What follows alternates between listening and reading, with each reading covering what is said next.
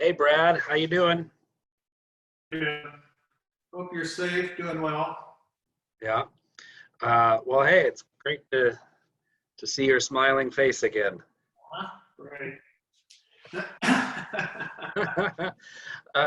Well, thanks for coming on board to chat about in this series that I'm calling artists and the art that they live with. And I'm in Lawrence, Kansas, and you're in Athens, Ohio. And for those tuning in, Brad Schwieger is a professor of art at Ohio University in the ceramics program, and he was also my graduate school professor many years ago.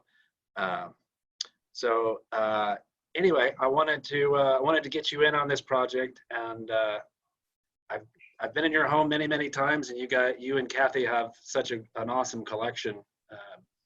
What piece or pieces did you want to share today? It's a tough one because we have so many pieces. I'm guessing with our cup collection alone, we must have well over 300 pieces. So Kathy and I have been collecting or accumulating for 30 years, 35 years, maybe even more. So I have so many pieces. We love them all. They are pretty much a track record of our history and our life. And some have been traded. We purchased some. They just come from all over. A lot of it deals with academia, all the students I've had and all the visiting artists that I've met. And so, but the work in our home really does describe our life. I don't have a specific favorite. I do have some work that inspires me, and I think the piece that I'm going to show, and I'll send photos later, is a piece that I bought in 1982.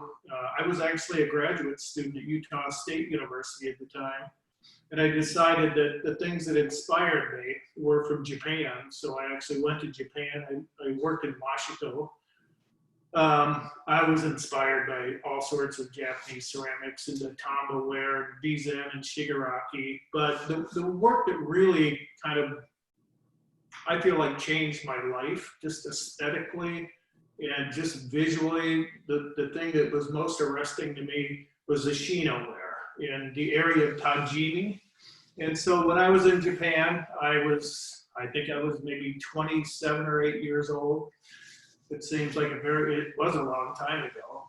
I was broke. I was a little bit scared, and I was living in Mashiko, but I was able to go and look at the galleries and look at ceramics every day. And it took me a long time, several months, to decide that if I'm going to spend money, I'm going to spend it on these 2 or 3 pieces. The work that I really loved the most was this bowl that I bought. And students come out to my home all the time. You've been here before. And they ask the same question, Brad, what's your favorite piece? And I think, well, it's almost impossible because I have so many pieces. But the one that really continues to kind of change my life, the one that I want to hold and kind of caress the most because it has memory of my life and just the kind of old history of ceramics, is the Shino bowl that I bought. I like the fat white glaze. I like the kind of quick brush stroke. I love the undulated rim on there. This is basically, it's more of a ceremonial tea bowl. I also like the kind of fingerprint that the potter leaves from the way they cut the foot. And so all those things have really inspired me as a maker myself. And it's like, I love it, like, versus industrial ceramics. I love that when you can see the process becomes evident in the way the potter makes something. There's a kind of a given fingerprint of the way they do things. And it's not literally a fingerprint, but the way they might trim a bowl or the way they use a rib. And I think that's really prevalent in potters that are really serious potters in this day and age as well. So this is the one piece that really, I tell them if I had to go to my grave, this is the one that I'd take with me. And I have so many pieces from Japan.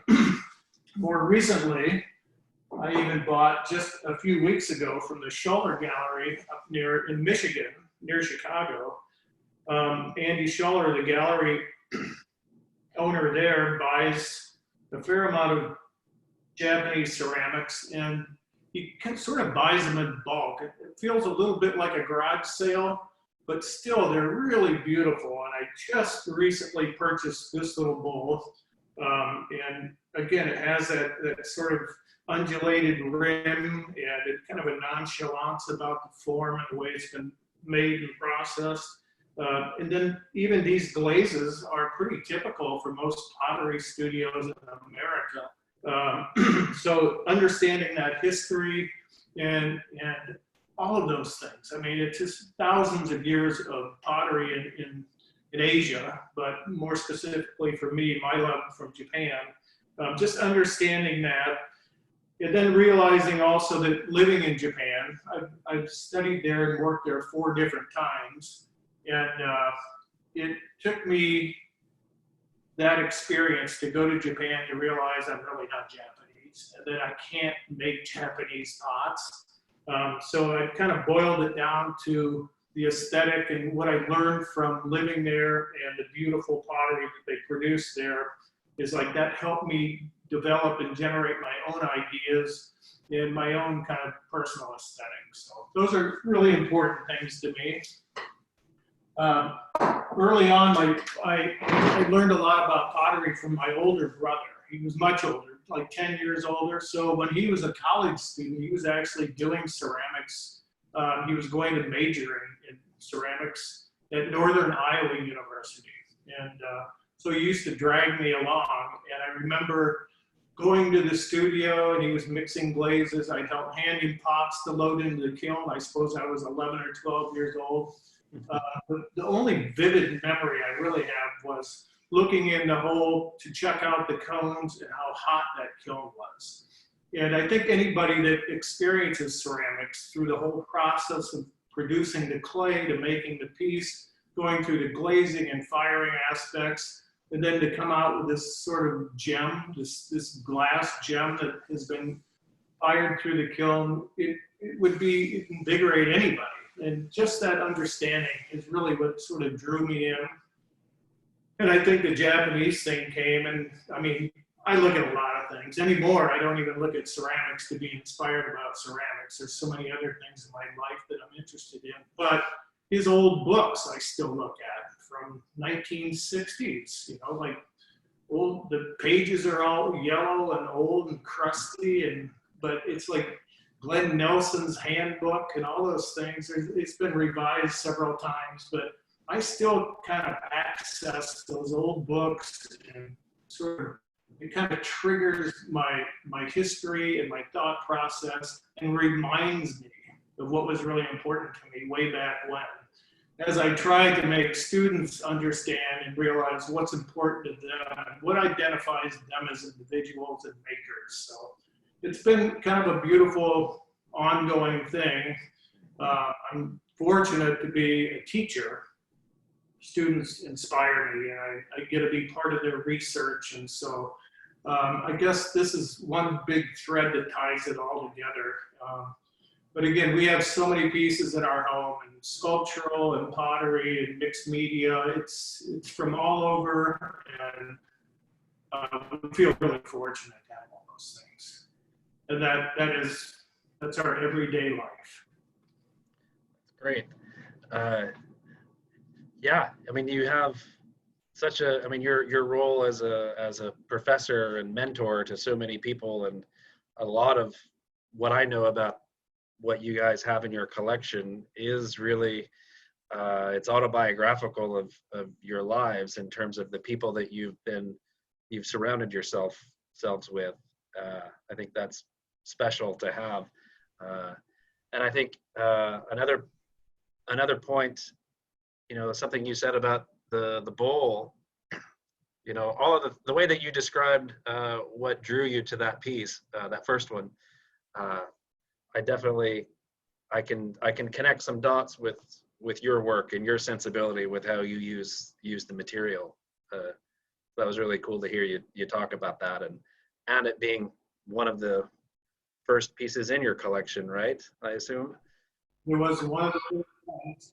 I was telling Kathy that I used to, when I was an undergraduate at the University of Iowa, faculty are always asking students to help out. It could be mowing a yard, but in my case, it was usually like mixing clay or glazes. And I always asked the faculty to give me a piece of their work rather than money.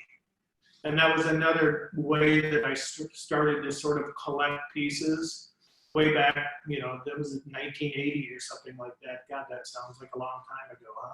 So the other kind of valuable part of collecting or accumulating all this work, I wish you could just see it all because there's hundreds of pieces, and it's become an amazing teaching tool. So when my students come out here, it's a scavenger hunt for just all the things they see in Ceramics Monthly or in American Craft or online and galleries. And it's like, it's hard not to find a piece from somebody in this home, and from crazy work from Mark Burns to Betty Woodman that's behind me, and just create like Byron Temple. And it's, so we have some like really significant, the last 50 years of ceramics, like 5 decades, and we have the most contemporary, came out of the kiln last week, the Matt Longs and the Lorna Meadens and the Kristen Kiefers, who are my students, but in addition to them, just so many like really prolific young people. And I don't know if you can see behind me, but I noticed today a new Jen Allen and a Jeff A. Strike and Mackenzie Smith, and it's just amazing to live with all this work, and it does inspire. It takes a hell of a lot of time to dust it all every few weeks, but I even like that. Awesome. Well, thank you, Brad, and it was really great to see you, and good to see you in the home. Hey, good to see you too, Ben. Be safe, and we'll talk soon. Stay in touch. Cheers. Cheers.